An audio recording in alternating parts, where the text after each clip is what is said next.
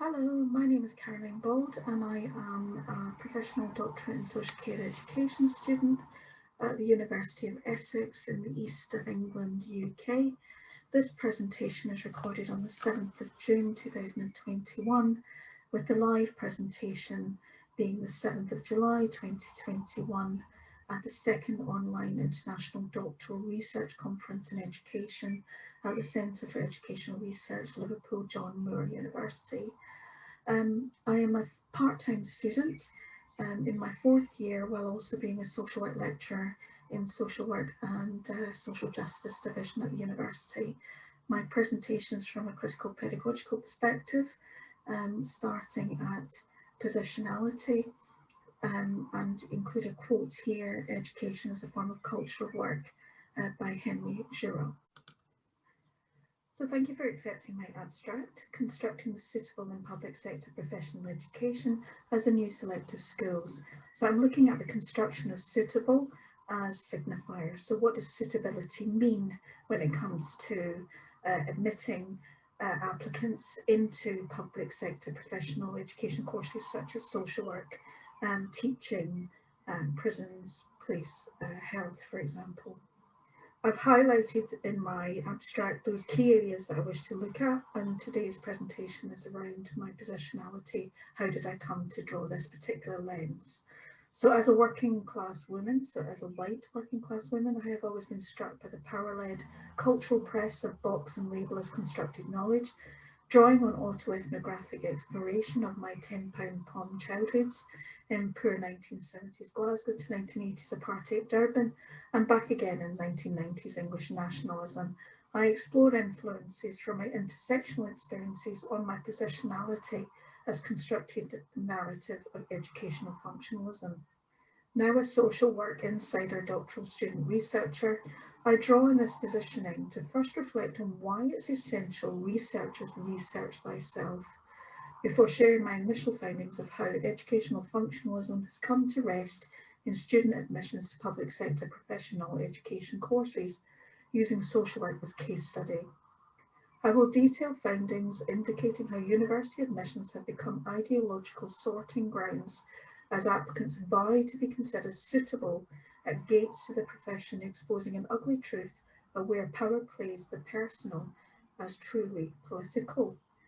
And on the right is a picture of myself, my 8-year-old self, having first moved to South Africa from working class, poor, underemployed in Glasgow.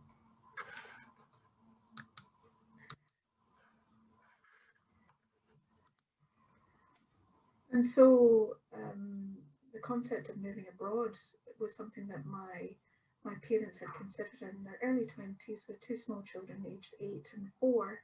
This idea of the beckoning to the promised land, the Scottish diaspora had been doing for generations. But from the 60s to 1980s, there was at least 750,000 Scots who moved abroad. 45% of those were to England, but that leaves an overwhelming amount of people leaving, often the youngest with their children, leaving for the promise of a better education or life generally by going to far-flung places like South Africa with my family, Australia, where they'd originally applied for, Canada, Tanzania, or Tanganyika as it was then, that my parents were looking to. And it all seemed to start out with an adverb, that we want you, there's a welcome waiting for you in South Africa. And that was an advert in the paper, similar to this that my parents saw. And from looking at the British Archives and newspapers, it was pretty much an avalanche against poor, underemployed in Scotland, saying, "We want you." And as a draftsman, my dad's eyes must have lit up, thinking, "Gosh, I can have a new life." And bottom left, you'll see this is an image that keeps popping up about Drumchapel. And it is one of many different images of Drumchapel, but that is the lasting image. But on the far right corner, you'll see that's also the image where on my mum's childhood image of Drumchapel, and her mum sitting in the garden, sunning themselves in Airdrie Drive. And this idea of a better life brought them to Heathrow Airport, having never travelled abroad, never heard of the word apartheid, thinking about, well, the move from the drum to the derbs was going to be an opportunity for sun, sand, and sea. The other image that Google repeatedly brought up for me about Durban in the 1980s, both of these images of derbs and drum are framed. They are conceptual. They are showing a downtrodden working class Scotland and an up and coming white South Africa. And so if you leave all your troubles behind, this is the place to be, and this is the education and the employment that was promised to my father, mother, and my sister and I as we left South Africa to experience a very different life and experience when we got there.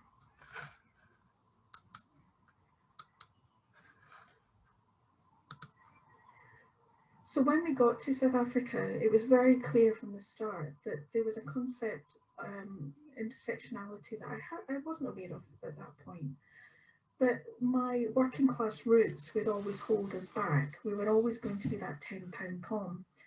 And £10 pom is, for those who are not aware of, it's a derogatory comment that might be held now within Pride, but it's about saying that for £10 alone we can get you in for cheap labour.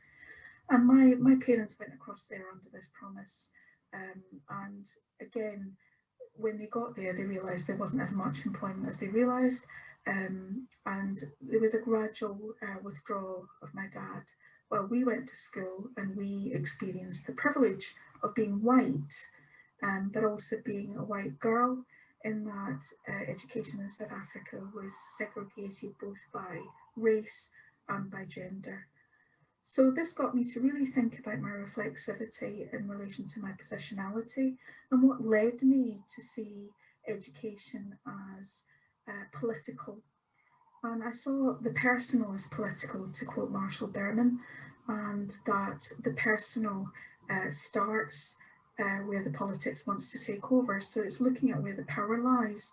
And the images that come to mind when considering my particular pedagogy was that there are always doors, but that the door is always heavier for some than others. And that there's always somebody somewhere, to use Dominic Cummings' image that he tweeted, there's always someone somewhere with a whiteboard deciding who to save in this case, but also what to educate. So from my perspective, being able to focus on autoethnography, I was able to go back to interpret my story the way I wanted to interpret it, but also to recognise Lee Patel's plea in decolonising educational research. Why me? Why now? Why here? And so looking at my working class experience of a racist education system, it was interesting from my perspective to start to really break down where did I see education being and how did that relate to social work education. So I came back to Diane Ray, who is an absolute hero of mine. And what she said in 2017 really resonates. The most important thing that I found is there's still educational different social classes for different functions in society. So how to become a social worker decides who becomes a social worker. And that is the primary premise of my thesis. Who becomes a social worker is decided at admissions. So starting from my ontology of pedagogy of justice, through to my ontology of critical theory, into my epistemology of social constructionism, I then started to deconstructing and asking for my methodology. I wanted to keep it as wide open as possible to better understand, and have since gone on to look at theoretically critical discourse analysis as a way of better understanding and reconstructing the concept of suitability.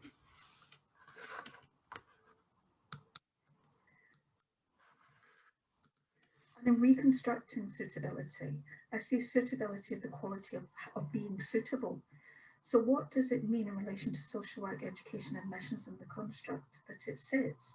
So below left, you'll see the advertisement I put together, constructing suitability with a QR code. For those who would like to look at it, you can look at my survey and how I constructed it. I recognised from the start, again, Prowra Frere, there's no such thing as neutral education. So coming from my experience of South African education as a white young girl moving back to Glasgow, where I was very much reminded that I was a poor young girl, and that the instrument of being conformist versus freedom. I was then looking at Dewey's impression that without constructing, looking at education as passing on of society, of social life, it means that our social life wouldn't survive. So it's almost like a passing on of the mantle. So there's something about the historical location of suitability, who becomes a social worker. But also I had to question Dewey, and whose social life is it that we get to know. So again, it's about using Dewey and recognising the function of education as education in itself, but also recognising who decides that function. And that's where I come back to Frere looking specifically at social workers and his concern about what the profession was born to do, as this idea of rescuers or remedialists, this idea of the do-gooder, in that doing good means that you have a concept of what good means. And to think of a social worker as a very specialised technician, in a way, is a huge error, according to Frere, because what it does is it sets social workers apart from the political battles of society, the very social life that we're due there to be critical of or critical with. And being critical with brought me into who becomes a social worker is decided at admissions. So it is interesting as a construct that admissions isn't something that's done routinely across the university, and often is a UCAS application form, or a direct application form to the university, and on the basis of university or student grades, you're often invited to register on the course. However, with public sector education, which accounts for about 1% of all UCAS applicants, there is an additional gatekeeping process of either interview, personal statement, DBS check, educational checks, and in some cases I'm finding psychometric testing.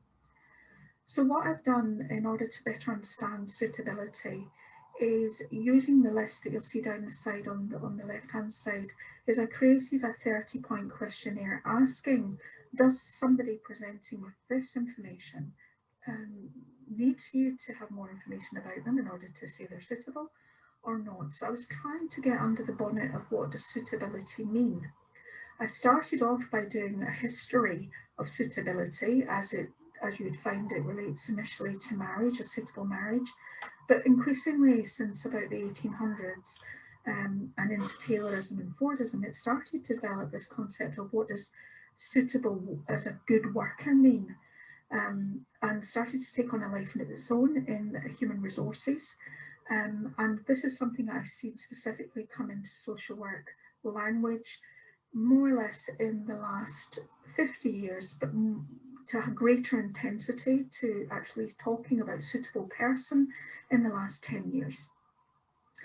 So this 30-point questionnaire so far has had 61 responses, and what I found was a commonality of processes, a commonality of experiences, a commonality of understanding that the social work admissions process is about gatekeeping, so gatekeeping out as well as gatekeeping in, and also the exclusivity of being a social work student means that you become a social worker, and there isn't that separation as you would get with psychology and psychologist, or law and lawyer.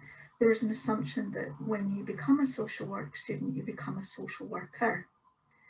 What I found was there was a lacking of understanding of suitability. There was, in terms of its components, yes, but in terms of being able to provide a definition, no.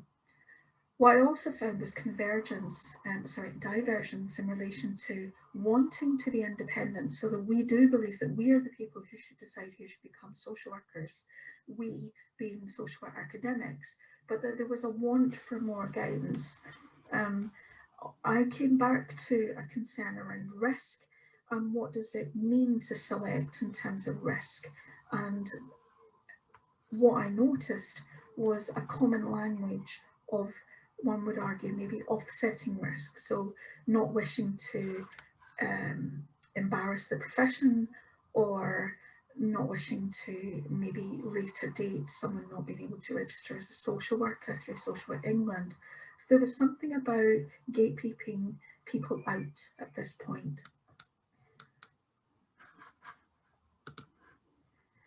Thank you so much for listening to my presentation. As mentioned before, I am a working class part-time social work doctoral student in my 4th year, and I'm combining my work as lecturer with social work and human rights. I would love to hear from anyone that this resonates with, particularly those others, doctoral researchers who are looking into such phenomenon as widening participation or levelling up. I'm particularly interested in widening participation as it relates to the public sector professional courses, as mentioned before.